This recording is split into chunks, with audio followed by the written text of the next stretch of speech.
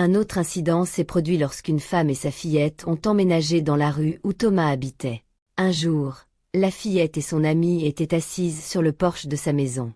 Thomas s'est approché d'elle et a dit à l'une des filles qu'il avait regardé jouer dans le jardin et l'avait traitée de folle. Il a ensuite saisi un bâton et a commencé à la frapper sur les fesses.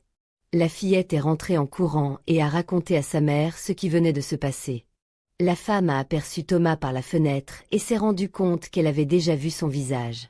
Avant d'emménager dans cette maison, elle avait consulté le registre des délinquants sexuels du quartier, et il y avait une photo de Thomas. La mère l'a dénoncé à la police, et l'affaire a été portée devant le tribunal, mais Thomas a réussi à éviter toute sanction. Avant le début du procès, il a été demandé à la femme de ne pas mentionner que Thomas figurait sur la liste des délinquants sexuels et avait déjà été condamné pour agression sexuelle. Cette demande était motivée par la crainte que cette mention ne biaise le jury et n'entraîne un verdict injuste pour Thomas. Quelques mois seulement avant la disparition de Sarah, Thomas a été de nouveau arrêté. Il s'était introduit par effraction dans la chambre d'une femme de 24 ans au milieu de la nuit, s'était déshabillé et avait commencé à se masturber debout près de son lit. Après son arrestation, il a été libéré sous caution.